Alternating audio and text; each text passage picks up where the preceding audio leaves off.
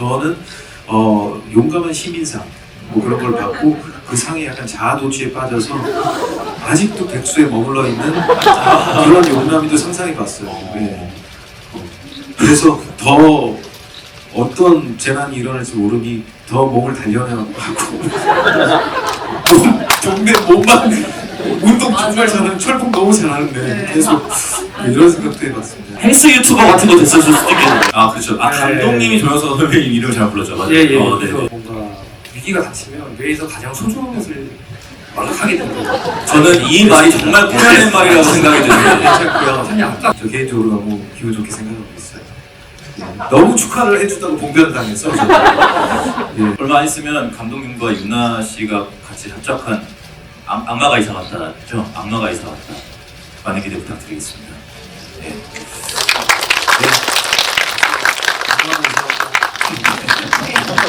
더불어 좀비 딸도 저 같은 경우는 내가 얘기했었나 내가 무섭다고 그랬었나? 그랬었나? 그때 내가 무섭다고 그랬나? 무서워 이게 아니라 그냥 좀 무서운 것 같은데. 제가 정말 좋아하는 유나 씨 표정이 있는데 굉장히 예쁘게 서운해하는 표정들이 있어요. 되게 서운해하는데 그 표정이 너무 예쁜 표정이 있어요.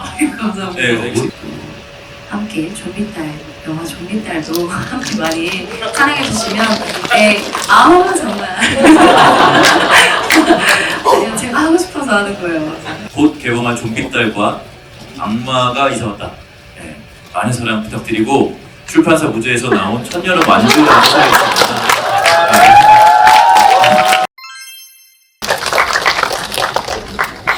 네, 안녕하세요. 인사드리겠습니다. 저는 배우 박정민이고요. 오늘 외운의 강 20주년 상영 그리고 영화 엑시트의 관객과의 대화에 오신 여러분들 진심으로 감사드립니다. 저는 외운의 강의 영화 사바하, 시동, 천박사 테마연구소, 밀수, 큐민트 5편의 영화를 출연했는데요. 오늘 모더레이터로 왔습니다. 이게 무슨 일인지 잘 모르겠지만 아무튼 여러분들 끝까지 자리 잘 지켜주시고요. 이제 배우분들과 감독님 한번 모셔보겠습니다. 큰 박수 부탁드립니다. 인사드리고 시작하겠습니다. 차렷, 인사, 마치겠습니다.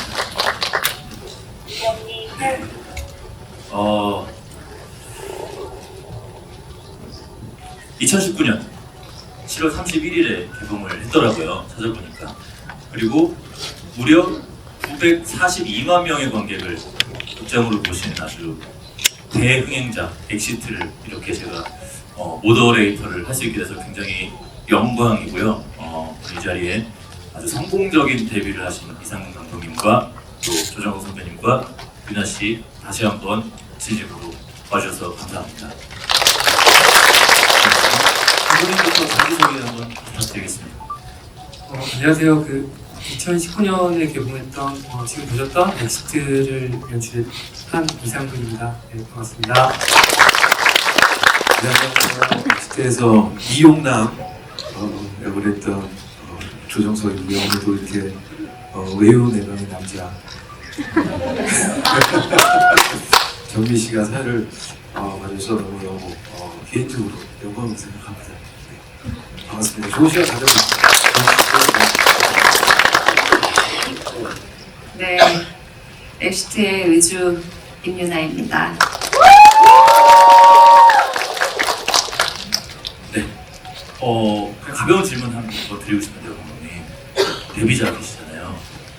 근데 관객 수가 하루에 막 100만 명씩 들면서 고공행진을 하셨단 말입니다. 그때 기분이 어떠셨나요? 그때는 지나고 나서 좀 깨달았고 사실은 그때는 제가 아무것도 모르는 상태여서 그 수치가 사실 되게 와닿지는 않았어요. 그 몰라서 오히려 놀랄 일이 누구나 하는 숫자인 줄 아셨던. 네, 저희 어머니도 그랬고 저도 이게 뭐지라는 느낌이어서 네. 나중에 이게 엄청 대단한 일이었구나 좀 깨달았던 것 같아요. 그럼 1000만이 조금 안 됐다라는 거에 아쉬움은? 그거는 오히려 아쉬움 전혀 없었고요. 그냥 그 900만 대 영화들이 오히려 별로 없더라고요. 그래서 거기서 되게 좀 소중한 존재도 되고 다음에 1000만의 영화를 하는 것도 되게 의미가 있겠다는 생각이 있어서 네, 크게 아쉬운 거 없었어요. 그 정도에도 너무 감사하고. 그럼 유나 씨는 이게 영화 데뷔였나요? 아 봉조 다음이잖아요. 네, 첫 주연작. 아 첫 주연작. 첫 주연작이 또 이렇게 많은 관객분들을 모실 수 있었던 거에 대한 어떤 소회가 따로 있으실까요? 진짜 믿어지지 않았던 것 같아요. 저도 영화의 경험이 많지 않았기 때문에 이 관객 수에 대한 그런 체감이 좀 어느 정도일지 좀 알아가는 단계라고 볼 수 있었었는데 그렇게 또 처음 주인공으로서 또 정석 오빠와 함께 이상한 관객의 작품을 하면서 엑시트가 첫 주연작으로 이렇게 너무나도 많은 사랑을 받아서 진짜 믿어지지 않았습니다. 네. 네. 선배님은 사실 되게 흥행작이 많으시잖아요. 아니 그렇지 않아요. 또 아니라고요? 그렇고요. 아니, 이렇게 관객분들하고 같이 이렇게 진짜 꽤 오랜 개봉한 지 꽤 오랜 시간이 지난 후에 이렇게 GV라는 것도 해보고 하다 보니까 처음 엑시트 감독님 처음 만났을 때 그리고 맨 처음 이 작품을 제안 받았을 때 뭐 그런 것들이 막 조화들처럼 지금 막 흘러가고 예, 참 감회가 새롭습니다. 저 또한 너무 좋았죠. 제 기억으로 첫날 저희 영화 개봉하고 와 어떻게 될까 이랬는데 첫날만 40만 관객이 좀 너무 수치였는데 난리가 났었죠. 예, 저희 자체 내에서. 제 기억으로도 입소문을 타면서 더 막 영화가 이렇게 네. 무공행진을 했던 기억이 있는데 부러웠어요. 그래서 아직도 부럽습니다. 네. 제가 이 GV를 이제 준비해야 돼서 영화를 한 번 더 며칠 전에 보고 왔는데 영화를 보면서 그때는 이런 생각을 못 해봤던 것 같은데 이번에는 조금 그런 생각이 들더라고요. 그러니까 재난이라는 것이 만약에 우리의 삶에 갑자기 닥친다면 이런 식으로 오겠다. 누군가는 웃고 있을 때, 누군가는 상심하고 있을 때 정말 불현듯 갑자기 이런 식으로 닥칠 것 같다라는 생각이 들더라고요. 그래서 감독님께 한번 좀 여쭤보고 싶었습니다. 이 영화를 통해서 어쨌든 재난 영화에 가까운 영화니까 재난이라는 것을 어떤 식으로 좀 표현을 하시고 싶으셨는지부터 좀 여쭙고 싶었습니다. 저는 되게 좀 영화상으로 당시 저도 신인 창작자 입장에서 뭐가 일이 잘 안 풀리던 시절에 뭔가 캐릭터에 대입해서 제 얘기를 한번 해보자 해서 썼던 얘기고 그러다 보니까 제 스스로 그 위치 자체가 좀 재난이었던 것 같아요. 그래서 영화상에도 대사가 나오지만 모든 꿈을 갖고 있거나 어떤 자신의 위치에서 뭔가 해내려고 했던 사람들이 자신의 어떤 가치관이나 어떤 삶의 상황에서의 각자의 그 수십 개, 수십만 개의 어떤 재난이 있을 수 있잖아요. 그러니까 나라의 어떤 국가적인 어떤 세계적인 재난도 있지만 그 인간 한 명 그리고 소수에 의해서 어떤 닥쳐지는 그 개인적 재난 이걸 이제 표피상으로 외부적으로는 어떤 식으로 펼쳐서 그 내부로 좀 들어가 볼까 해서 좀 생각해 본 거예요. 근데 이건 뭐 사실 약간 좀 꾸며서 한 말이고 사실 그냥 그때 힘들었어. 그래서 힘들어서 이런 자리에서 조금 꾸미셔도 네, 누가 뭐라고 하지 않았어요. 힘들었던 것 같아요. 그래서 힘들어가지고 내 인생은 왜 그럴까 이러면서 왜 다 뿌렸지? 모르게 다 뿌렸고 안 보지? 누가 깜깜하지? 라고 하면서 제 나름의 돌파구를 찾았던 것 같아요. 그 재난을 만들어내는 거예요. 지금 생각해보니까 앞에 건 거짓말 같아요. 아 그래요? 조정원 선배님이 시상식장에서 감독님 이름 잘못 불렀을 때가 있지 않았나요? 그때가 덕후였습니까? 아니면 그때는 눈앞이 뿌연 게 아니고 아예 아무것도 안 보였고요. 그리고 저 사실 제 엑시트 이후에 거의 차기작 수준이잖아요. 그 조정식? 네네네. 그래서 아 그렇죠. 아 감독님이 조영석 선배님 이름을 잘 불렀죠. 맞아요. 예. 네네네. 사실 그때는 제가 불릴 줄 모르고 무대 네, 나갔다가 맞아. 우리 네. 우리 정석 배우를 오랜만에 보고 너무 반갑고 이제 인사를 했는데 갑자기 사람이 긴장을 하고 어떤 뭔가 위기가 닥치면 뇌에서 가장 소중한 것을 막 하게 되더라고요. 저는 이 말이 정말 꾸며낸 말이라고 생각이 드는데 괜찮고요. 사실 아까 준비 혹시 물어볼까 준비하고 있었는데 아. 진짜 근데 진짜 아무것도 기억이 안 났고 그래서 너무 좋은 네. 에피소드를 만들어 주셔서 네. 저 개인적으로 너무 기분 좋게 생각하고 있어요. 예. 너무 축하를 해주다가 봉변당했어. 예. 저는 예 뭐 이렇게 감독님과 그 두 배우분의 어떤 케미가 영화 속뿐만이 아니라 어쨌든 이런 외적으로도 이렇게 이어지는 모습들을 보면서 되게 기분이 좋았고 사실 저는 이번엔 또 그런 생각이 들더라고요. 영화를 보면서 뭐랄까요 이 영화의 매력이 굉장히 사람들이 매력인 것 같다. 감독님도 감독님인데 이 영화에 등장하는 모든 인물들이 굉장히 큰 매력을 갖고 있는 것 같고 그리고 두 배우 이제 조정석, 임유나라는 배우를 그러니까 더 넘어서 사실 두 배우가 갖고 있는 그 사람 자체가 갖고 있는 선한 매력이라고 해야 되나 그런 매력들이 좀 스크린을 통해서 스크린을 뚫고 나온 것 같다는 생각이 좀 들었어요. 그래서 아마 극장에 있는 모든 관객들이 그 두 사람을 정말 응원하는 마음으로 영화를 봤던 것 같다라는 생각이 좀 들더라고요. 그래서 어떠셨나요? 영화 이제 촬영하시면서 어떤 매력을 아니 정말 정확하게 말씀해 주신 것 같고요. 저는 사실 이 영화 맨 처음 시나리오 봤을 때부터 이 글을 쓰신 분이 너무 궁금한 거예요. 그래서 제가 맨 처음부터 말씀을 드리면 왜냐면 비하인드 스토리가 또 재밌잖아요. 이런저런 제가 저 드라마 질투의 화신이라는 작품을 다 마치고 제가 시력 교정술을 했었거든요. 그래서 시력 교정을 해갖고 이제 아시죠? 선글라스 끼고 며칠 동안 앞을 보면 안 되고 빛도 보면 안 되고 그래서 집에 이렇게 혼자 이렇게 누워 있고 그러고 있었는데 우리 외유내강 유수만 감독님께서 전화를 한번 주셨어요. 그래서 정우 씨 되게 좋은 괜찮은 작품 하나 있는데 한번 책 보내주고 싶다고 해도 감독님 예, 너무 감사합니다. 근데 제가 지금 시력 교정술에서 제가 앞을 못 봐서요.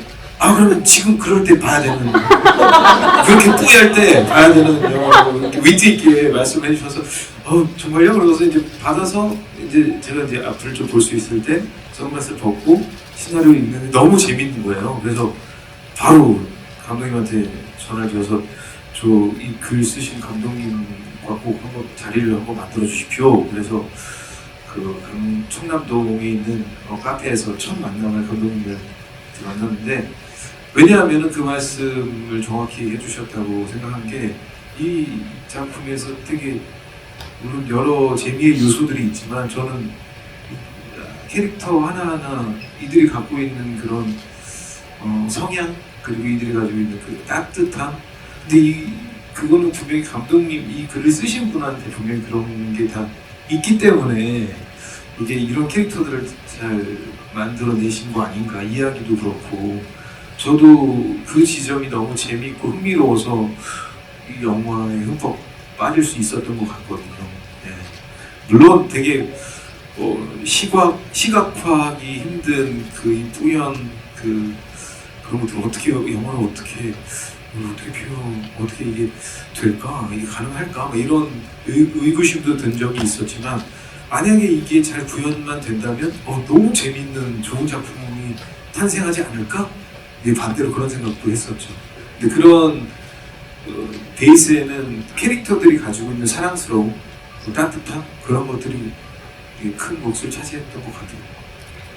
유나 씨는 감독님 처음 만났을 때 시나리오 처음 보고 감독님 처음 만났을 때 어땠어요? 우선 저는 시나리오를 처음 봤을 때 가장 먼저 체력적인 부분을 걱정했던 것 같아요. 너무 이런 재난이라는 상황을 상상으로만 할 수밖에 없었던 경우니까 이런 재난이 일어난다면 정말 이렇게 대처를 하고 이렇게 뭔가 안전 교육을 받는 것처럼 되게 이렇게 정말 헤쳐나갈 수 있겠다라는 그런 씬들이 많더라고요. 그래서 되게 새로운 상상을 할 수 있는 시각도 생기고, 또 한편으로는 재난이라는 그런 소재는 흔하게 볼 수 없는 부분이고 봐서는 안 되는 부분이긴 하지만, 이 가족의 이야기들이 나올 때는 너무나도 현실적이고 굉장히 따뜻하고 그런 면들의 대사나 상황들이 굉장히 인상 깊었어요. 그래서 너무 공감된다라는 생각을 가지면서 너무 재미있다, 이걸 참여하고 싶다라는 생각을 하면서 감독님을 만났는데, 상당 부분이 이제 감독님 본인의 모습을 녹여내신 그런 작품이라고 하시더라고요. 그러면서 초반에는 감독님을 처음 봤을 때도 감독님이라는 사람, 이상근 감독님은 어떤 분이실까라는 생각이 굉장히 꽤 오래 봐오면서도 사라지지 않는 의문이 있었거든요. 근데 이제는 감독님의 매력이 어떤 부분이고 감독님이 어떤 부분들을 표현하시는 분이신지 이제는 좀 알 수 있을 것 같더라고요. 그래서 이 감독님이 가진 매력을 많은 분들이 알아봐 주시면 좋겠다라는 마음으로 엑시트를 하면서도 그런 생각이 많았던 것 같아요. 저도 동감하고요. 아직도 흥미로우고 너무 기대가 되는 분이 이상근 감독님 같아요. 저 또한 그렇습니다. 여러분 얼마 안 있으면 감독님과 유나 씨가 같이 합작한 악마가 이사 왔다죠? 악마가 이사 왔다. 많은 기대 부탁드리겠습니다. 네.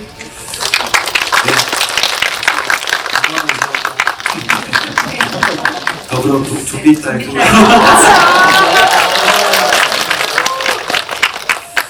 네, 그분이 말씀하신 것처럼 저는 약간 그런 느낌이 들더라고요. 이 저 두 인물이 이윤남과 의주가 마치 게임에서 레벨업을 하면서 퀘스트를 계속 깨나가는 것 같은 느낌이 좀 들었어요. 그리고 들어오는 중계도 되고 그거를 막 전 국민이 쳐다보는데 그거를 또 관객석에서 또 그들을 바라보고 있잖아요. 그러니까 그 응원하는 마음이 정말 컸던 것 같은데 감독님께서는 혹시 그런 것들에 대해서 좀 의도하신 게 있으신지?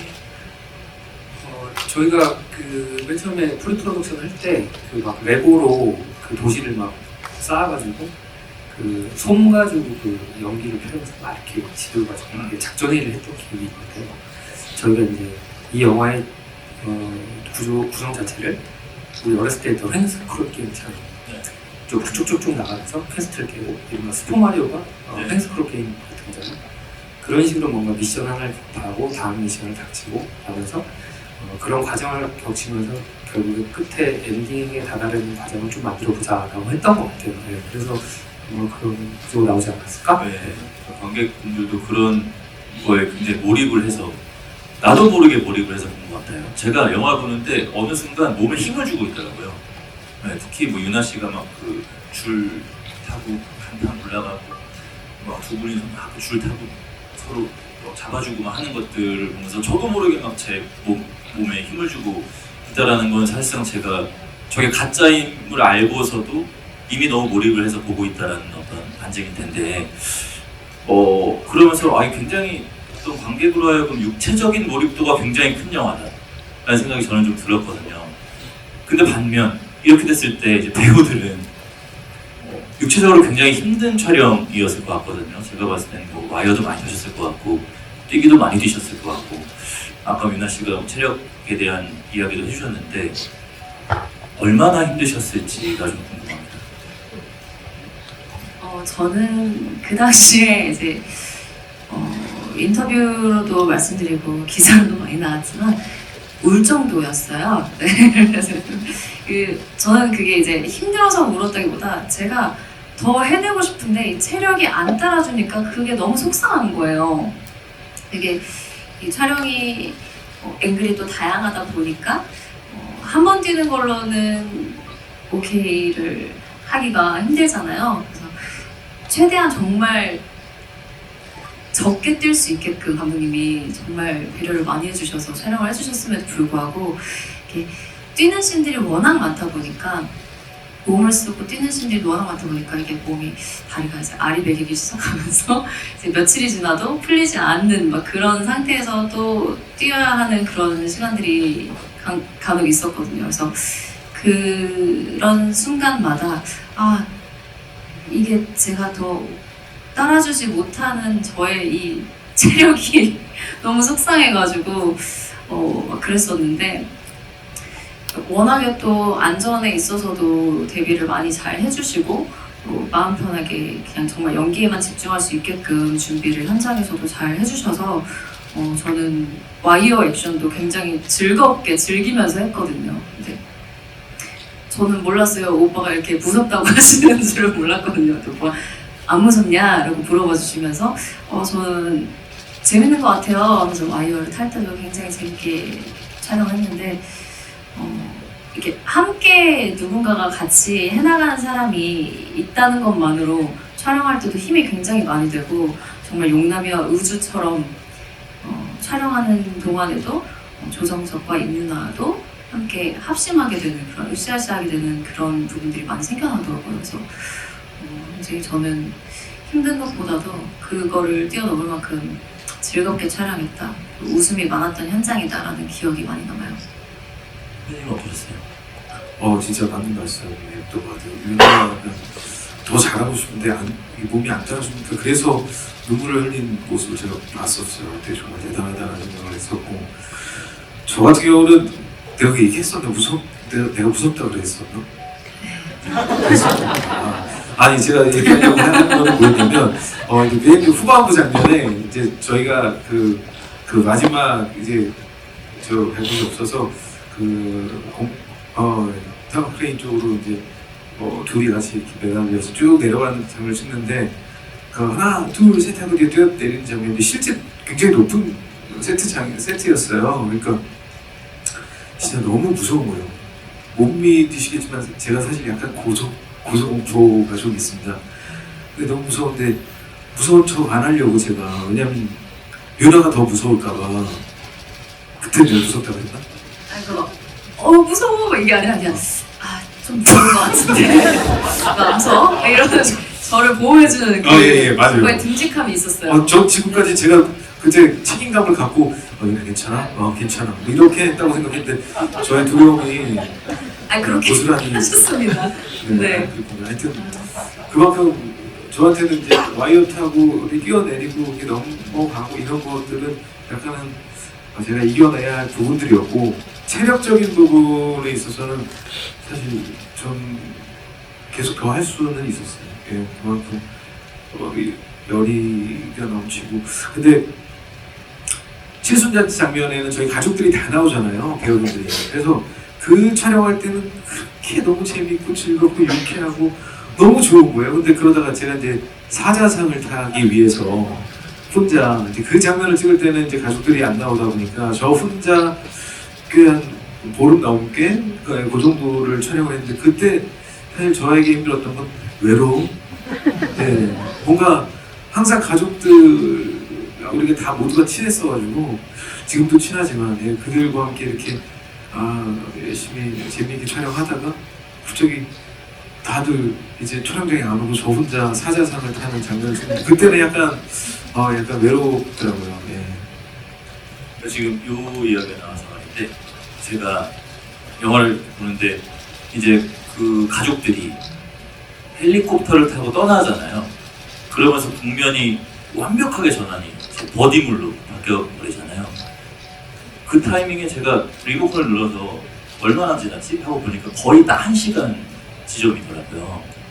그래서 이게 1시간 만에 아예 또 다른 국면으로 전환시키면서 내가 또 다른 이제 장르로 뭔가 들어가게 되는 것 같은 느낌이 들었는데 이거 감독님께서 혹시 의도하신 건지 그냥 애초에 그러니까 시나리오 자체에서는 가족들을 빨리 퇴장을 시키자 가 있었어요. 왜냐면 여타의 그 재난 영화에서 끝까지 어떤 가족들이 살아남고 다행물들이 뭐 이상한 일을 하게 되면 그런데 좀 집중도 안 되고 어쨌든 저는 이 청년 둘이 뭔가 계속 달려나가는 얘기를 좀 만들어내고 싶어서 가능한 빨리 퇴장시키자는 목표였어요. 저는 굉장히 적절한 시간 안에 딱 이제 가족들이 퇴장을 하고 둘이서 헤쳐나가는 것 같다라는 생각이 들었는데, 어쨌든 외유내강에 저희 그 이제 그 기념 상영회지 않습니까?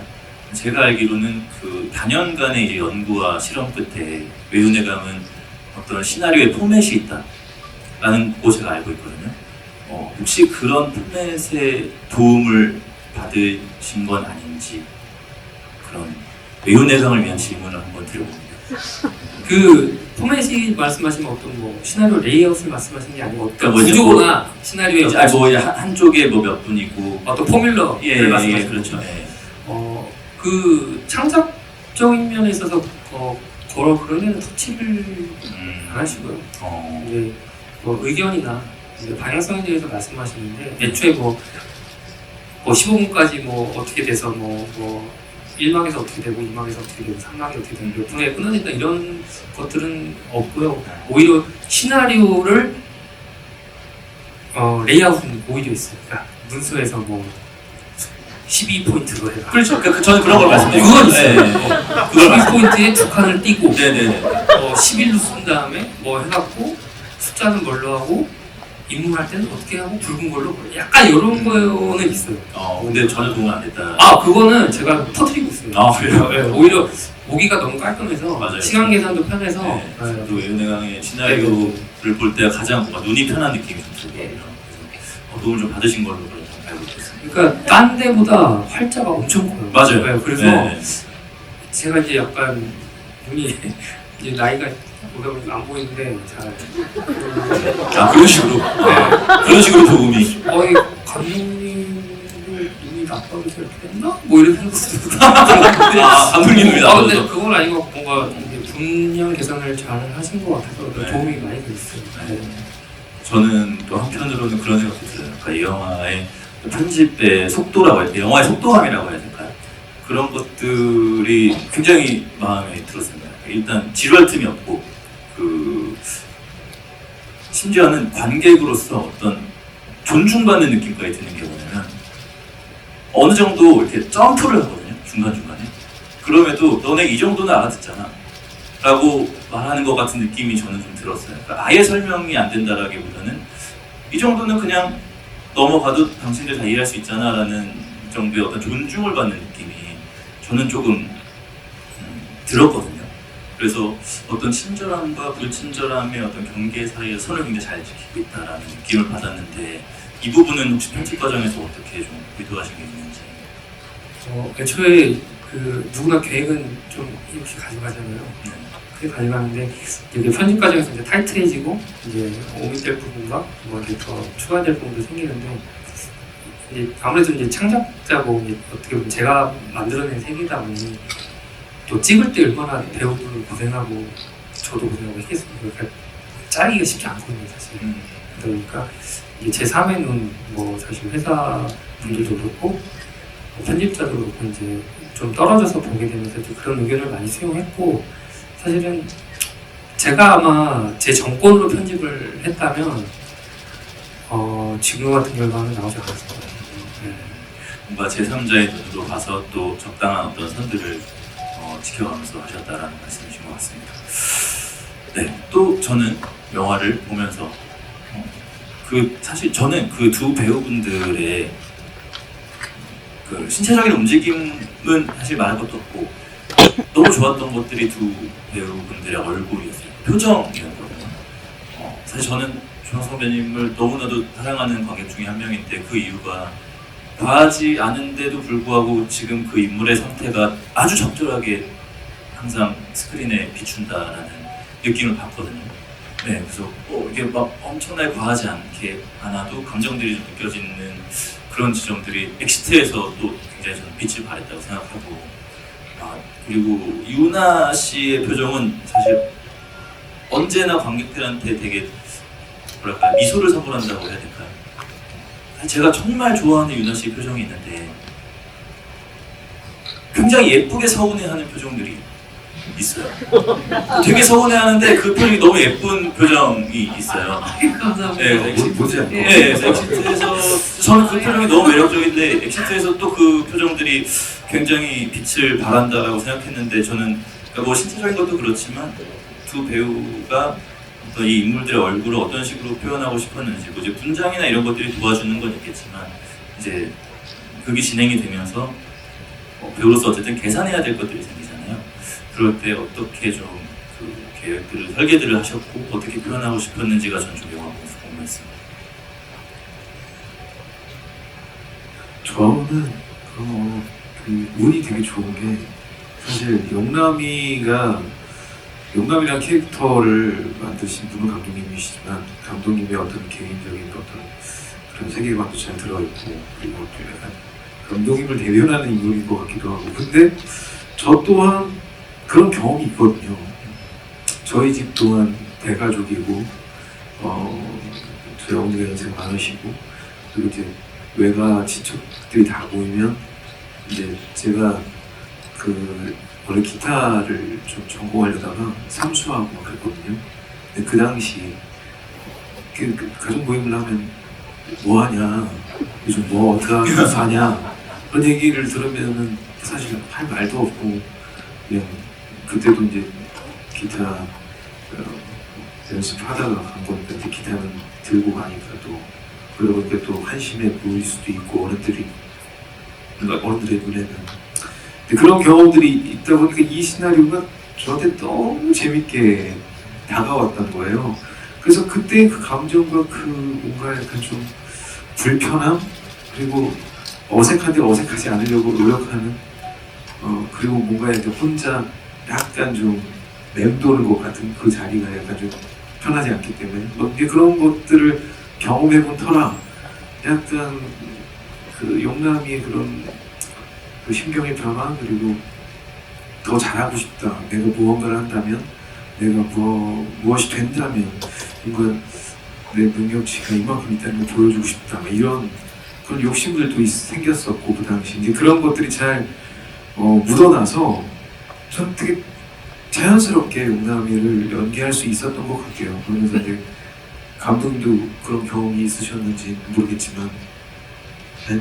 네, 그래서 더 호흡이 잘 맞지 않았나 그 영화 촬영하면서 그래서 저는 이제 중간중간에 그런 감정들이 그게 좀 너무나 이해가 잘 되니까 저 개인적으로도 경험도 있고 그러니까 이제 그래서 좀 그러지 않았나 이런 생각이 들어요. 그럼 윤아 씨는? 네, 오히려 저는 촬영할 때 현장에 미리 조금 몇 배라도 더 미리 가서 직접 그 현장에서 제가 이 대사를 하고 이런 표현을 할 때 어떤 공간인지 좀 느껴보려고 하고 또 뭔가 좀 해나갈 수 있는 것들이 아이템이나 뭐 어떤 것들이 있는지 좀 둘러보고 좀 적응을 하고서 하는 걸 좋아하는 편인데 이 엑시트라는 작품은 그 크로마키 촬영이라고 하죠. CG가 이루어지는 부분이 굉장히 상당수를 차지했기 때문에 온전히 그걸 상상하면서 또 집중하고 몰입하면서 좀 그려가는 제 스스로 그 상황을 대본과 함께 그려가는 저와 대본의 그런 세계 같은 그런 느낌이 들었거든요. 그래서 제가 눈으로 항상 보면서 그 공간을 느끼는 게 아닌 그런 뭐 순간들도 있지만 그런 상상으로 이렇게 연기가 퍼져나가겠지, 이렇게 오면은 어떤 상황이 되겠지, 어떤 그림이 되겠지 이런 것들을 생각하면서 하는 씬들도 있었어서 더 다른 거를 신경 쓰지 않고 집중할 수 있었던 부분도 있던 것 같아요. 그래서 물론 현장에서 뭐 연기도 만들어주시고 뭐 세트도 있고 뭐 촬영한 부분도 많이 있지만 그냥 이런 상황이 되겠구나 라는 그 상황적인 거에만 상상하면서 몰입할 수 있는 그 집중도가 높아진 것 같아서 뭐 다른 뭐 표정이나 내가 어떻게 지금 나오겠지 뭐 이런 부분에 있어서 생각할 겨를이 전혀 없었던 것 같아요. 그래서 온전히 저의 모습도 더 비춰드릴 수 있었던 것 같고 그런 부분도 또 제가 보여드리지 않은 부분이라고 생각되는 점도 있었는데 너무 많은 분들이 좋아해 주시는 부분들이 생긴 것 같아서 굉장히 저에게도 다른 시각을 깨워준 그런 지점이에요. 제가 지금 여기서 이렇게 말씀들을 듣고 이렇게 세 분을 계속 번갈아가면서 보고 있는데 무슨 생각이 드냐면 되게 닮았다라는 생각이 들어요. 그러니까 뭔가 좀 기운이 닮았어요. 네, 그 풍기는 그 기운들이 되게 닮아서 되게 기분이 좋았습니다. 갑자기. 네, 되게 굉장히 그 현장이 되게 기분 좋았었거든요. 감독님 네, 좋아해 주세요. 좋아해 좀 해주세요. 저희 네, 둘다 감사합니다. 네, 너무 좋아했는데 지금. 뭐가요? 아니, 저희는 그 말해주신 거에 너무 기뻐했는데 감독님이 표정이 아 감독님이 별로 안 좋으세요? 감독님이 제일 아니요, 기분 좋으시고 저는 좋은데 약간 민폐. 아니. 아니 이렇게 뭔가 이렇게 뭔가 눈이 굉장히 세 분이 다 뭔가 눈망울이 너무 닮아 있어요. 그래서 방금 이 현장의 분위기가 어땠을까가 너무 궁금해지는 쓰리샷이었는데 저만 볼 수 있는 샷이었습니다. 진짜 좋았어요. 그렇죠. 그랬을 것 같아요. 그다음에 또 다른 그 가족분들로 나오신 선배님들도 다 너무 좋으신 분들이다 보니까 그 현장 되게 재밌었겠다라는 생각이 저는 좀 갑자기 드네요. 그럼 제가 딱 질문 두 가지가 있는데요. 그 이제 뒤로 갈수록 이 두 인물이 막 뛰어가고 할 때 저는 그 어떤 뜨거운 연대 같은 것들이 좀 느껴지더라고요. 그러니까 이게 자칫하면 그냥 로맨스물이 될 수 있는 것이 그거를 지향하고 버디물로 계속 앞으로 나아가는 느낌이었거든요. 막 서로 뛰면서 너무나도 자연스럽게 뭐 로진을 막 나누어서 바른다던가 서로의 가방에 뭐가 있을지 예측해서 막 호흡을 맞춘다던가 뭐 끈이 막 연결되어 있기도 하고요. 그런 것들을 막 그런 디테일들을 서로 나누는데 이 두 사람이 뒤로 갈수록 너무 멋있어지는 거예요. 그래서 아마 제가 최근에 봤던 버디물 중에는 가장 최고의 버디물이 아닌가 싶을 정도로 뒤로 갈수록 저는 기분이 굉장히 좋았는데 그 연대, 그러니까 이 두 사람의 어떤 연결되는 지점들을 어떻게 좀 계획을 하시고 개화를 설계하셨는지가 저는 좀 궁금하더라고요.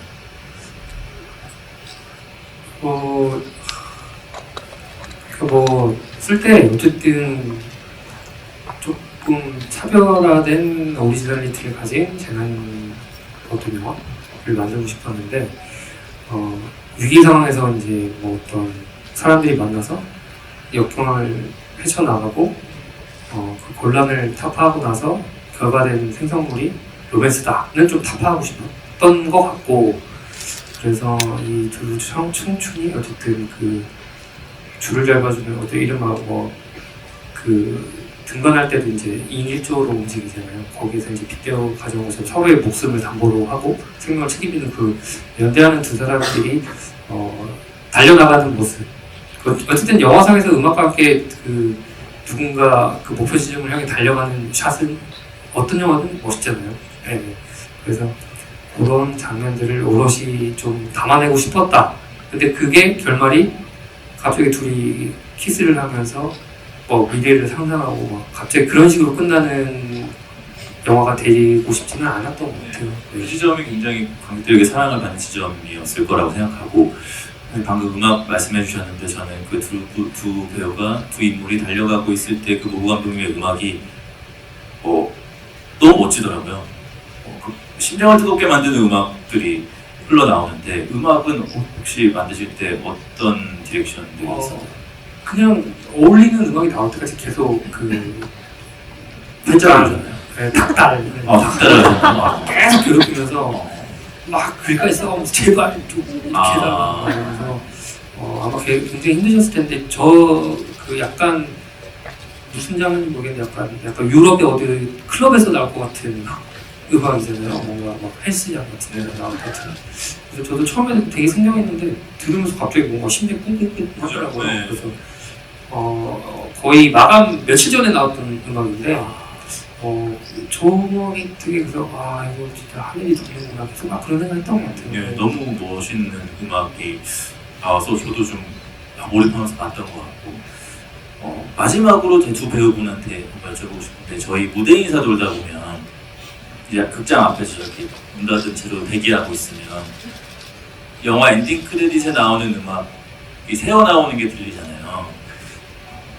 그 이제 이승환 선배님의 슈퍼히어로가 계속 나오고 그걸 계속 반복해 들으셨을 텐데 그 당시에 영화는 굉장히 흥행가도를 달리고 있었고 그에 걸맞는 신나는 음악이 이제 계속 새어나올 때 그 기분이 저는 좀 궁금했습니다. 그래 본 적이 없어가지고요. 그게 없어 있지. 이렇게 신나는 음악이 나온 적이 없어요. 아닌가? 아니 저는 우리 질문을 받으니까 갑자기 생각난 게 제가 엑시트 무대 인사 돌면서 진짜 문 뒤에서 이제 저 영화를 보러 와주신 관객분들께 이제 무대 인사하는데 그때 준비하고 있고 이런저런 우리 배우들끼리 뭐 어떤 얘기를 할까 이런 얘기도 하고 이러면서 기다리는데 그 음악이 들리잖아요. 근데 음악이 들리는데 저는 그 크레딧이 올라가고 이승환 선배님 그 슈퍼히어로 그 노래가 흘러나오고 어느 정도 1절 지나고 그 다음 2절도 좀 가고 거기까지가 저희 영화라고 생각했어요. 예, 약간 좀 느낌. 거기까지 관객분들이 계속 봐주셨으면 하는 바람. 그래서 그 행여나 시간이 좀 급해서 그 음악이 나오자마자 이렇게 끊어버릴 때도 있었던 것 같은데 그럴 때는 좀 아쉬웠죠. 왜냐면 그 뒤에 프레디 올라가면서 저희들이 이제 약간 좀 웹툰처럼 이렇게 좀 나오는데 저희 영화 엑시트한 영화는 어떤 느낌인지 모르겠지만 굳이 뭔가 제 머릿속에 지금 막 떠오른 그 어떤 감정이라면 청량감이 드는 그런 영화였으면 하는 바람 때문에 그랬던 것 같아요. 네. 그런 기억이 나요. 무대에서 볼 때. 저 문 뒤에 있을 때. 네. 저도 이 영화의 그 여운을 딱 온전히 마무리 지어줄 수 있는 그런 좋은 음악이 어우러졌다라는 생각이 온전히 들었고요. 그 말씀해 주신 것처럼 정말 1절까지 거기까지가 우리 영화다라고 말을 해주신 것처럼 그 만화로 나오는 부분 중에 쿠키 영상처럼 저희가 완등하자 하고서 떨어졌는데 어떻게 살아남았는지가 그려지는 그 튀용 튕겨 나가가지고 건물 안으로 들어가게 되는 그런 부분이 나와요. 그래서 그런 요소를 또 찾아보실 수 있었다면 정말 그 부분까지도 또 엑시트라는 영화의 또 한 장면을 보신 게 되는 거니까 진짜 말씀해주신 것처럼 1절까지 어느 정도까지는 쭉 그 여운으로 음악을 들으면서 자리에서 일어나실 수 있는 그런 음악이었다는 생각이 듭니다. 갑자기 생각나는데 그때 그 음악에 맞춰서 두 분이서 춤을 추는 영상을 홍보 영상으로 쓰셨던 기억이 나네요. 아니에요. 홍보 영상이 아니고요. 저희가 감사 감사 인사 네. 맞아요. 맞아요. 감사 인사 영상으로 집에 가서 한번 또 찾아보시길 바라겠습니다, 여러분. 자, 그럼 이제 제 질문은 여기까지고요. 관객석으로 이제 마이크를 드릴 텐데 저희 뭐 드린다고 그랬죠? 질문해 주신 분들께 엑시트 블루레이 또한 다 사인되어 있는 거죠. 네, 그 포스터, 사인본 포스터까지 드리겠습니다. 질문 있으신 분들은 손을 들어서 말씀해 주시죠. 감독님께서 한번 말씀해 주시죠.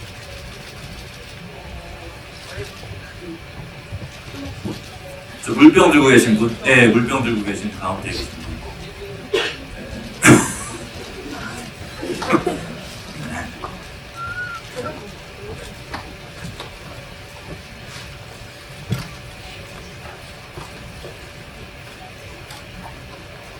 안녕하십니까.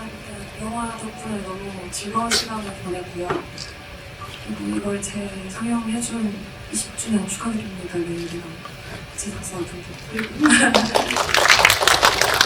저는 엑시트가 처음에 개봉했을 때 한번 보고 지금 두 번째인데요. 둘 다 느낌이 엄청 다르더라고요. 네, 이게 좀 저한테 인상이 깊었던 게 저희 과 교수님이 수업 때마다 엑시트를 언급하시는 거예요. 그래서 도대체 어떤 점이 자꾸 교수님을 언급하게 만드시는지 그때는 느끼지 못했던 걸 이번에 두 번째로 보면서 훨씬 더 많이 느꼈고요. 그리고 주인공인 용남과 이주가 사실은 그렇게 용감하고 선량하고 엄청나게 강한 사람이지만 다른 사람들이 겉으로 보기에는 백수에 그냥 알바처럼 일하는 부점장 애들이 더 잘 것 없이 보이잖아요. 그래서 제 과가 사회학과인데 사회학과도 좀 겉으로 보기에는 멋없어 보여도 강하고 착한 그런 거를 많이 배웠다고 생각을 해서 교수님이 이 영화를 보시면서 어떠한 청량감이나 해방감 그리고 응원하는 모습을 보면서 위로를 얻었던 것 같아요. 그래서 정말 감사하다는 말씀을 드리고 싶습니다. 질문이 아니어서 죄송해요. 네. 감사합니다.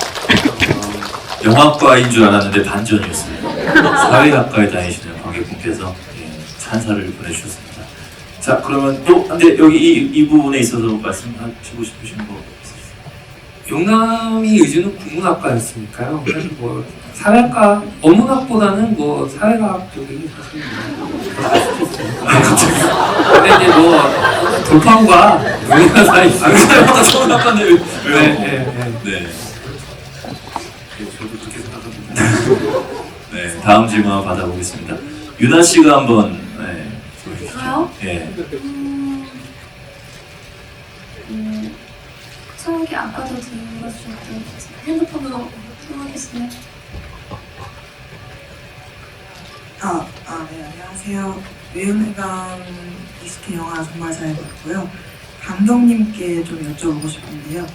그 많은 재난 상황 소재 중에 유독가스라는 소재를 꼭 고르시게 된 이유가 있는지 좀 여쭤보고 싶어서요. 그리고 배우님들은 그 유독가스라는 소재를 어떻게 다루려고 노력하셨는지 궁금합니다.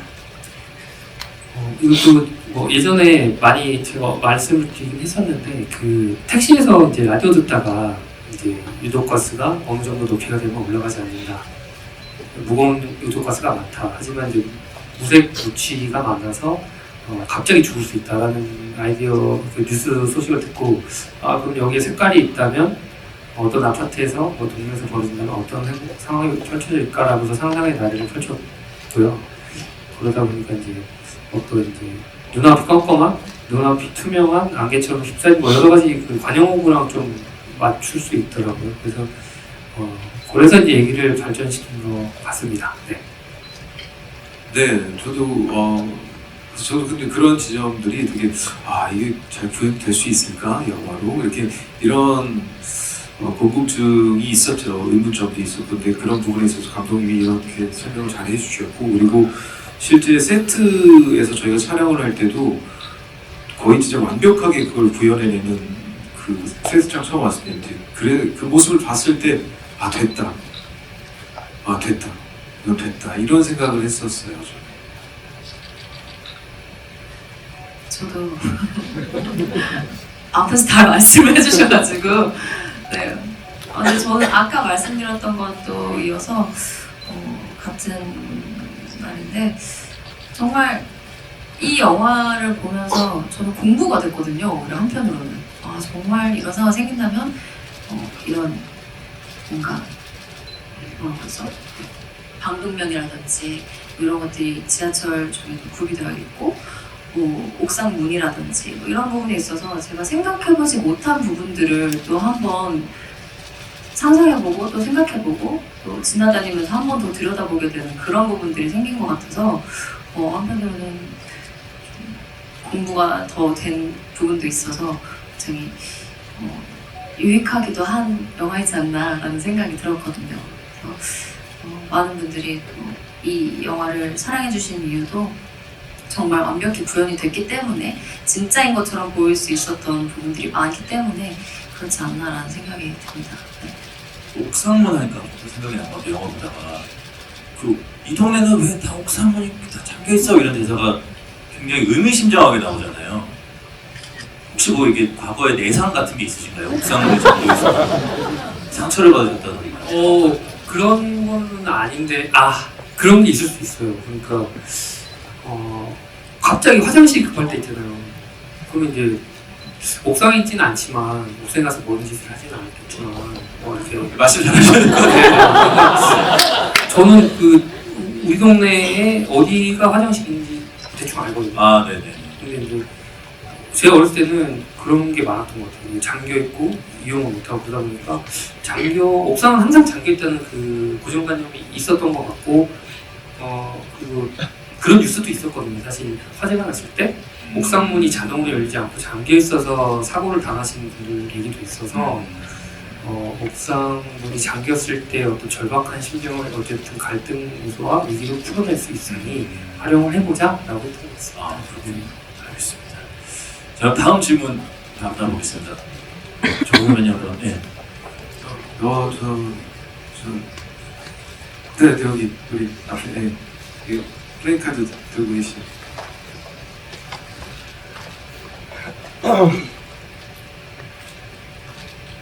네, 안녕하세요. 이 플래카드는 저희 처음에 엑시트 쇼케이스 할 때 저희 나눠주신 거 잘 가지고 있다고 오늘 가지고 왔거든요. 네.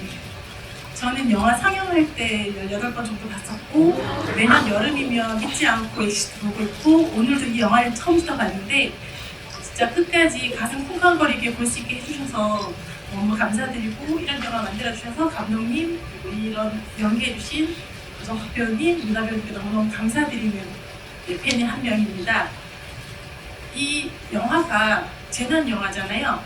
이 영화가 나오고 난 다음에 코로나 시절에 초등학교, 중학교에 그렇게 학교에서 많이 틀어줬다고 하더라고요. 재난 상황을 어떻게 극복할 것이냐.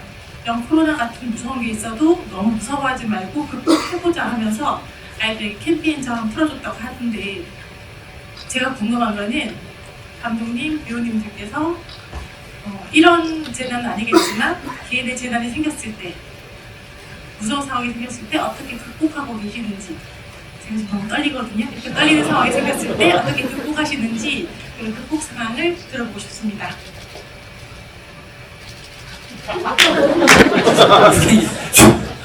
그 예전에 이런 질문이 한번 그 당시에 나왔었는데 저는 그때 그런 대답을 했던 기억이 나요. 그 용남이나 의주 같은 사람을 주변에 있나 잘 찾아봐서 그들이 옆에서 들러붙어서 살아남겠다라고 말씀드렸었던 것 같아요. 네.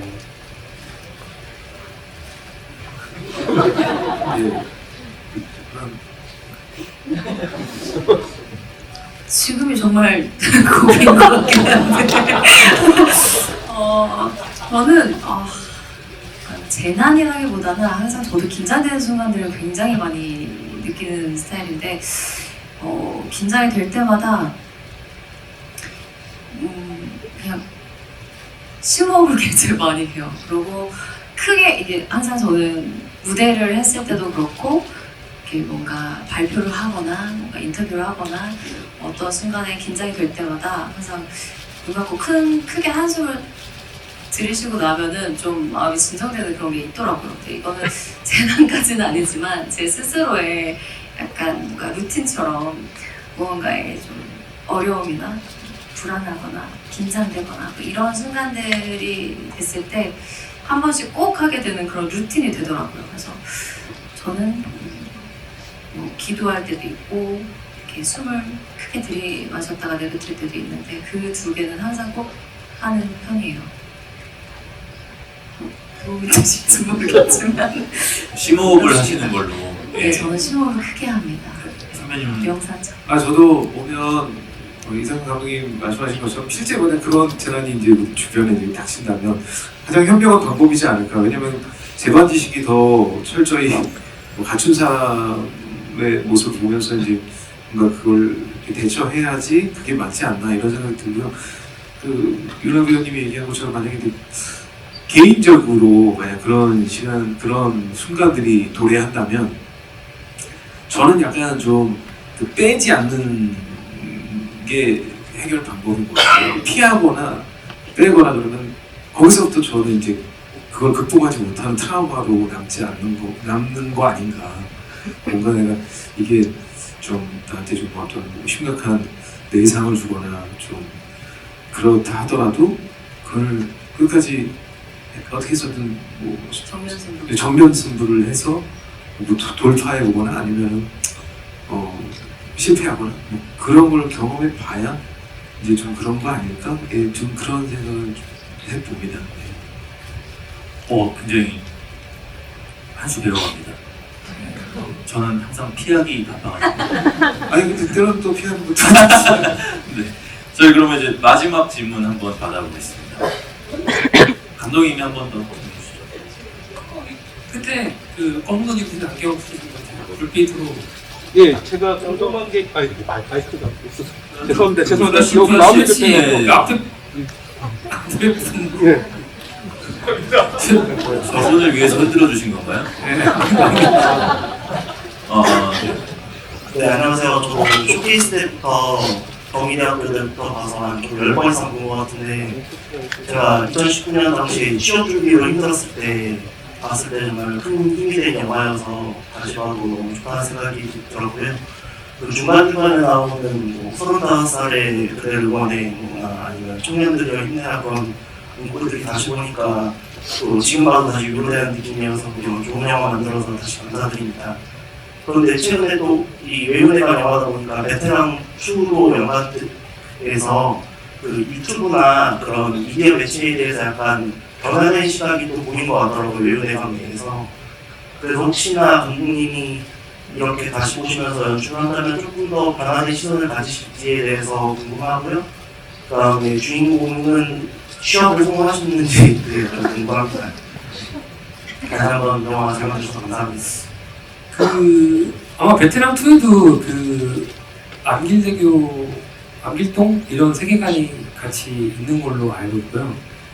유 감독님이 이제 이름 이제 뭐 이렇게 쓰셔갖고 이제 약간 통합 느낌으로 재밌게 좀 한번 해보려고 하셨던 것 같고, 그다음에 어떤 미디어를 활용하는 면에서는 죄송합니다. 그 당시 아마 뭐 화면에 나오는 뭐 인플루언서들 뭐 이런 것들이 아마 그 당시에는 사실 지금처럼 많이 막 나오지는 않았던 것 같은데 지금 만약에 뭐 다시 하라고 그러면 약간은 조금 다시 생각해 볼 만한 여지는 있는 것 같아요. 지금 다시 돌이켜보면 조금 다른 방식으로 조금 좋은 방법으로 재밌게 할 수 있지 않을까 라는 생각은 좀 하고요. 네. 그리고 또 뭐라고? 취업은 당연히 하지 않았을까요? 저는 사실 그런 생각을 했거든요. 약간 우리들 사이에서는 분명히 뭐 약간 인플루언서 됐을 거다. 뭐 아니면 제가 어떻게 살아가는데 막 이러면서 감사합니다 5,000원 막 약간 이런 거 하지 않았을까 막 생각했다가 저는 그때 기본적으로 그 생각을 했어요. 분명히 두 사람은 약간 LG 의인 막 약간 이런 쪽으로 해갖고 약간 그런 대기업 쪽으로 이렇게 가지 않았을까? 그러거나 저는 용감한 시민상 뭐 그런 걸 받고 그 상에 약간 자아도취에 빠져서 아직도 백수에 머물러 있는 그런 용남이도 상상해봤어요. 네. 그래서 더 어떤 재난이 일어날지 모르니 더 몸을 단련하고 동네 몸만 운동 정말 잘하는 철봉 너무 잘하는데 계속 이런 생각도 해봤습니다. 헬스 유튜버 같은 거 됐었을 수도 있겠는데요. 네. 아무튼 답변이 좀 되셨겠죠? 예, 알겠습니다.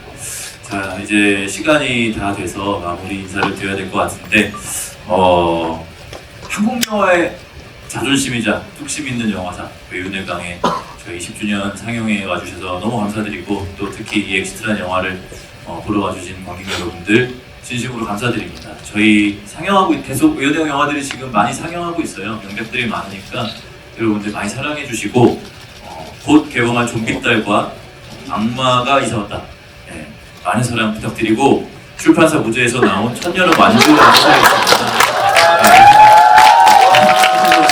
부탁드리면서 이제 한 분씩 마지막 인사 부탁드리겠습니다.